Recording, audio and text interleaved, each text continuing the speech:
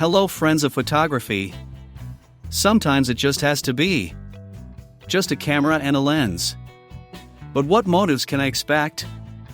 To be on the safe side, I take all focal lengths from 28mm to 300mm, infinitely variable. With vibration control, of course. It weighs 800 grams, has a diameter of 83 and a transport length of 114.5mm. That's a cool thing. Filters, of course I take 77mm screw-in filters, the polarizing filter and of course a UV protection filter, and the HB50 lens hood is always with me. So today I only carry around 9 rounded aperture blades, 19 elements in 14 groups, including 2xED and 3x aspherical elements. Or to put it another way, it is the Nikkor AF-S 28 to 300mm, 3.5 to 5.6 G, ED VR. I tested this lens on a Sony A7RIV. As an adapter I used the Monster Adapter LA-FE2, which offers support for AF-S lenses as well as autofocus with the old screw drive. I have already shot several videos and tested the autofocus function of different lenses. You can find them here on my channel. If you like the video, please subscribe to my channel and like the video. This way you support my work for you. Thank you very much. But now to the Nikkor 3.5 to 5.6 28 to 300mm.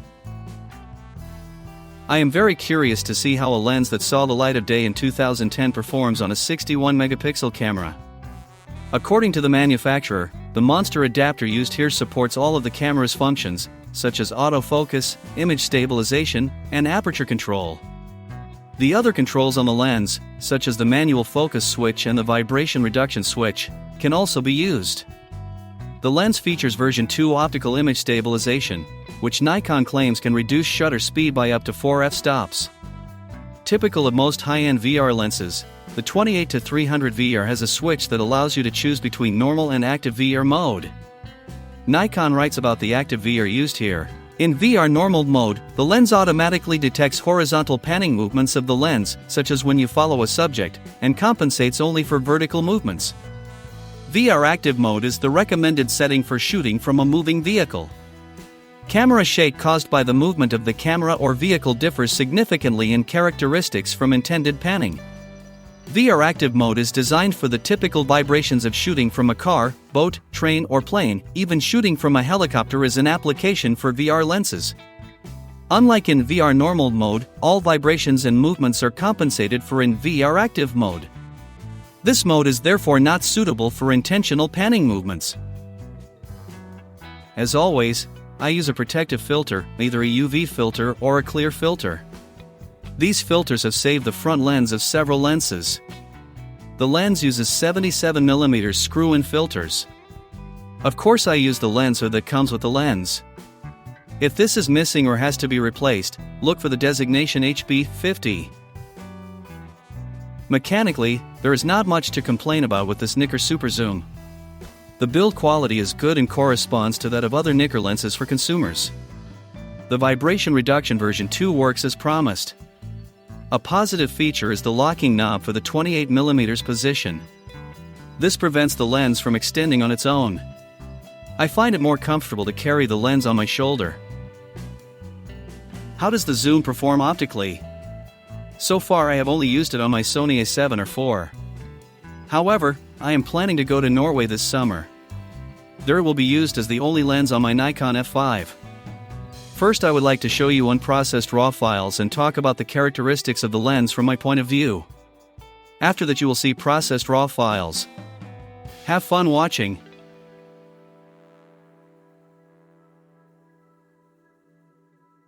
The biggest weakness is certainly the pronounced pincushion or barrel distortion, depending on the focal length. This will ruin any image where the lines need to be straight. I have selected a few examples that clearly illustrate this imaging flaw. Architectural photography is inconceivable without digital post-processing with the 28 to 300. If you use digital Nikon cameras and only shoot in JPG format, be sure to turn on automatic lens profiling in your camera. When processing RAW files, the distortion can also be excellently corrected with appropriate lens profiles. Unfortunately, the image will be cropped. But remember, you have a Superzoom on your camera, and that always means compromise.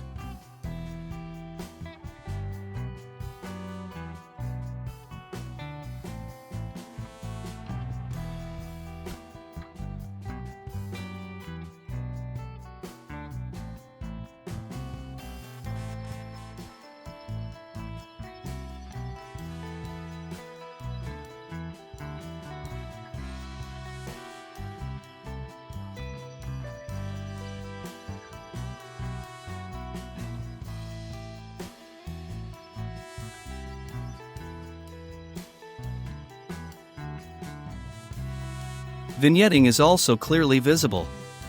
However, this aberration can also be corrected automatically in compatible Nikon cameras or in post-processing on the computer.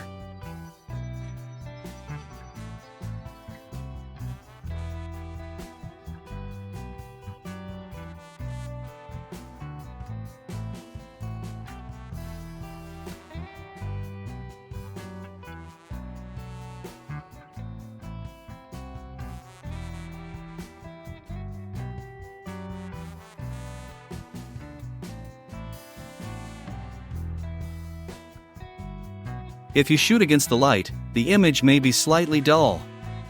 The lens hood only helps a little.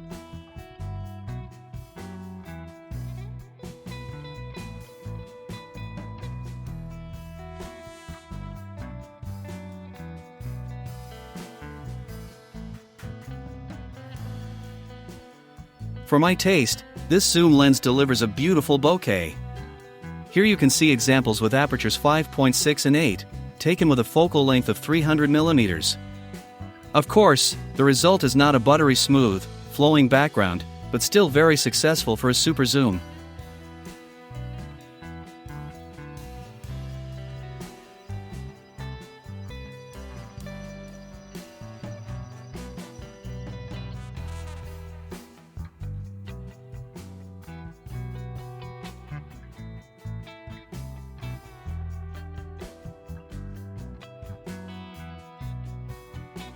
The lens delivers very good resolution in the center of the frame at most focal lengths and apertures, and even achieves excellent resolution at 28 mm when stopped down slightly from f5.6 to f8. However, there is a noticeable tendency to lose resolution as the focal length increases. At 28 mm and 300 mm, the image center is a bit soft at open aperture. In general, I would not recommend using this super zoom with an open aperture if you want the best possible sharpness across the entire image field. Stop down to f8 to f11, it can be used with good results. Always bear in mind that this is a 10.7x zoom design. Despite its initial aperture of 3.5 to 5.6, this lens is still well suited for isolating. In this case, position the main subject close to the center of the image and use a focal length of 200 mm or slightly more. This will give you the best compromise between isolating and imaging performance. And one thing has not changed since the development of super zoom lenses: this type of lens is always a compromise. For light luggage on a long photo tour, and if you don't know what subjects await you, a compromise is better than having the wrong lens with you. At the end of this review, as promised, I will show you processed RAW files. This way you can get an idea of the possibilities of this lens and decide if you want to add it to your collection as a one-zoom solution. Thank you for your time and interest. See you in the next video and stay healthy.